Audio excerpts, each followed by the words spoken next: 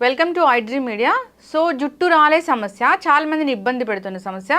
ఇక కొందరిలో జుట్టు రాలడం అధికంగా ఉండడంతో పాటు అసలు జుట్టు అనేది పెరగదు. మరి ఈ సమస్య అనేది ఎందుకు, దీనికి పరిష్కారం ఏంటి, వెజిటబుల్ థెరపీ దీని గురించి ఏం చెప్తుంది, వివరాలు తెలుసుకుందాం. మనతో పాటు ఉన్నారు ప్రముఖ vegetable therapist and sun spiritual society founder Vikramaditya Guruji గారు.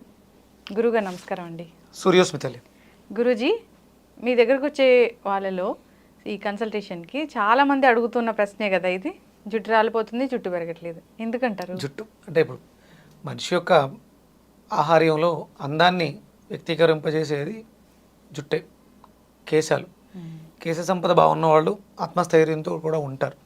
అలాగే మీరు ఈ ఆధ్యాత్మిక జీవితాల్లో ఉన్నవాళ్ళు కంపల్సరీ ఇది గెడ్డంలో కావచ్చు, శిరస్సు మీద కావచ్చు, జుట్టుని ఎక్కువగా పెంచుకోవడం అంటే అది శక్తికి కేంద్రంగా చెప్పబడుతూ ఉంటుంది.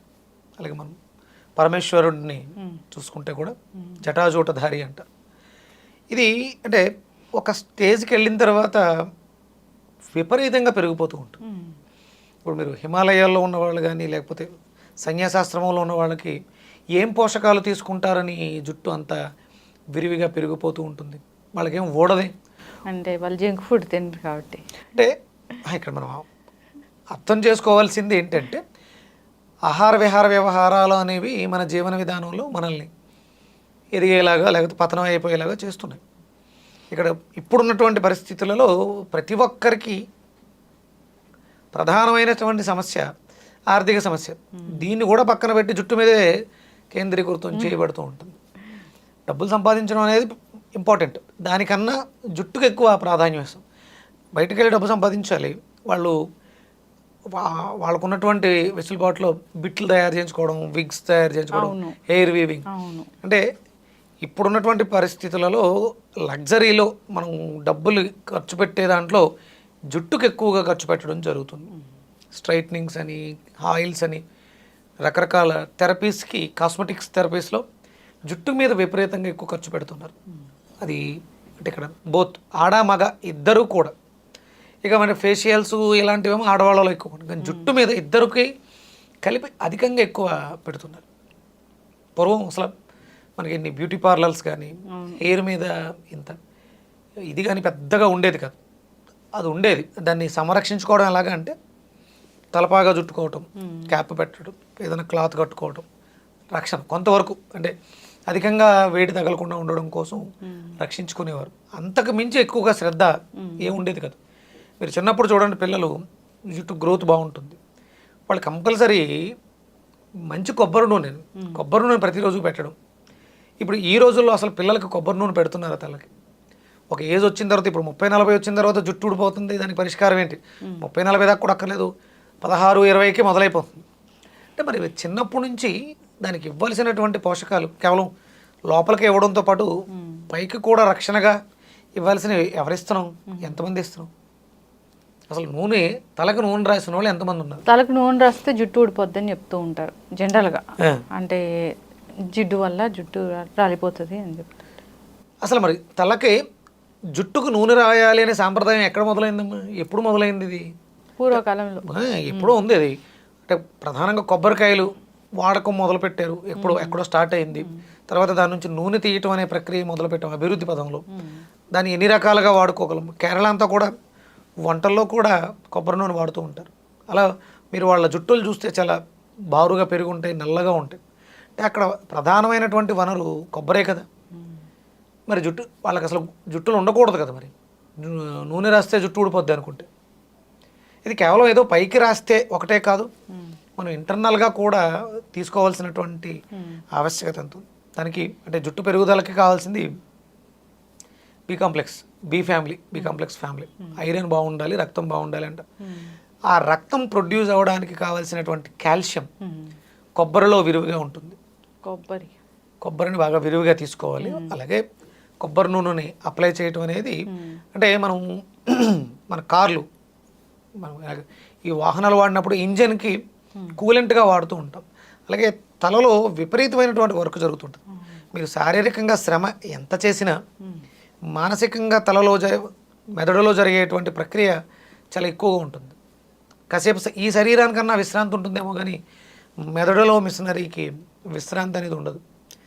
అందుకని అక్కడ మనం ఆ ఇంజన్ వేడెక్కకుండా ఉండడం కోసం ఎలా అయితే కూలెంట్ వాడుతున్నామో మన శరీరంలో జరిగేటువంటి ఈ ప్రక్రియకి కూడా కొబ్బరి నూనె శ్రేయోదాయకం. ఇంకా ఎక్కువగా వేడి ఉంది, ఇంకా ఎక్కువగా జుట్టు రాలిపోతుంది, ఆముదం చిక్కగా ఉంటుంది.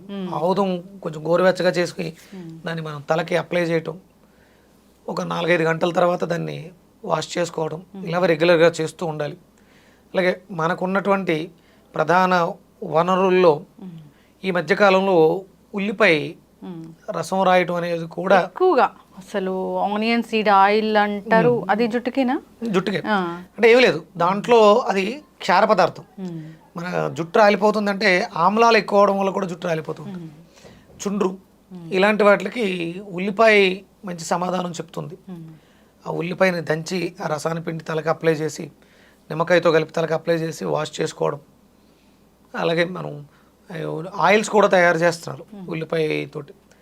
అలాగే మనకి తీసుకోవాల్సిన వాటిలో ప్రధానంగా ఇది చర్మ వ్యవస్థకు సంబంధించింది. కాల్షియం బాగుండాలి. జుట్టు బాగా పెరగాలంటే, జుట్టు పెరగాలన్నా గోర్లు పెరగాలన్నా మనకి సఫిషియెంట్ కాల్షియం ఉండాలి. దానికోసం కొబ్బరిని మనం ఎక్కువగా, అంటే మన పంట కూడా మనకు కొబ్బరి అధికంగానే లభిస్తూ ఉంటుంది. ఇప్పుడంటే ఏదో మనం కొబ్బరికాయ కొట్టి పాడేస్తున్నాం, కానీ పూర్వం కొబ్బరికాయని విలువగా తీసుకుంటాం. ఇంటర్నల్గా కూడా తీసుకోవడం ద్వారా జుట్టుకి ఎలాంటి ప్రతిబంధకం కాదు, జుట్టు బాగా పెరగడానికి దోహదం చేస్తుంది.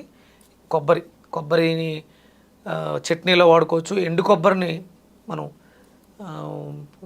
ఖర్జూరంతో కలిపి తీసుకోవడం ద్వారా, దొండకాయల్ని జ్యూస్ చేసుకుని తాగడం ద్వారా, ఎండు ఖర్జూరంని కొబ్బరితో కలిపి తీసుకోవడం స్ట్రెంగ్త్, బి కాంప్లెక్స్, ఐరన్ ఇవన్నీ కూడా దానివల్ల వస్తాయి. జుట్టు పెరుగుదలకి ఉపయోగపడుతుంది. జుట్టు ఊడుతుంటే రాలిపోకుండా కూడా ఆపుతుంది. అలాగే మనం కంపల్సరీ వారంలో 1-2 సార్లు కొంకుడికాయతో మాత్రమే స్నానం చేయటం అనేది చాలా అవసరం. ఇప్పుడు మనం బయట అన్నీ కూడా కెమికల్ బేస్డ్ షాంపూస్. కొంకుడికాయ అనేది శాంతింప చేస్తుంది. దాంట్లో ఉన్నటువంటి గుణం విషాల్ని విరిచే గుణం ఉంది. మీరు చూడండి, ఎవరన్నా సూసైడ్ చేసుకున్నారు, మత్తుమాత్రలు మింగారు, లేకపోతే విషం తీసుకున్నారు అన్నప్పుడు కుంకుడుకాయల్ని దంచి రసం పిండి పట్టించేస్తారు. అంటే విషానికి విరుగుడు కుంకుడు. మన శరీరంలో ఉన్నటువంటి విషతుల్యమైనటువంటి పదార్థాల ద్వారా, అంటే మనం ఇంటర్నల్గా తీసుకుంటాం, కానీ తలకి మనం వాడినటువంటి కెమికల్స్ వల్ల సైడ్ ఎఫెక్ట్లు పోవాలన్నా, ప్రకృతిలో ఉన్నటువంటి పొల్యూషన్ పోవడానికన్నా కుంకుడుకాయ చాలా అద్భుతంగా ఉపయోగపడుతుంది. అందుకని రెగ్యులర్గా మనం కుంకుడుకాయలతో షాంపూతో స్నానం చేయటం అనేది చాలా అవసరం. ఖచ్చితంగా గురువుగారు. అయితే ఇంటర్నల్గా తీసుకోవాలి ఫుడ్స్ కొన్ని ఉన్నాయి. సో మీరు అన్నట్లు కొబ్బరిని విరివిగా తీసుకోవాలి. కొబ్బరిని ఖర్జూరంతో కలిపి తీసుకుంటే కూడా చాలా మంచిది. సో కోకోనట్ వాటర్ తాగితే కూడా మంచిదేనా గురువుగారు? జనరల్గా కొబ్బరి నీళ్ళు మంచిదే, అది ఉదయం మాత్రమే తాగాలి. ఉదయం 7-8 గంటల లోపు తాగితే చాలా అద్భుతంగా ఔషధంగా పనిచేస్తూ ఉంటుంది. 7-8 గంటల లోపు అంటే టీలు కాఫీలు బదులుగా ముందు ఫస్ట్ ఎంటీ స్టమక్తో కొబ్బరి నీళ్లు తాగడం అనేది మంచి ప్రక్రియ. చాలా మంది టైం అనేది ఉంటుంది. అయితే ఎప్పుడు పడితే అప్పుడు మధ్యాహ్నం మాటలు, సాయంత్రం మాటలు తాగుతుంటారు. కొబ్బరి నీళ్లు తాగడానికి అనువైన సమయం ఉదయం 6 to 7-7:30 వరకు మంచిది. ఏమీ తినకుండా ఎంటీ స్టమక్. ఎక్స్టర్నల్ అప్లికేషన్గా కోకోనట్ ఆయిల్ మంచిది.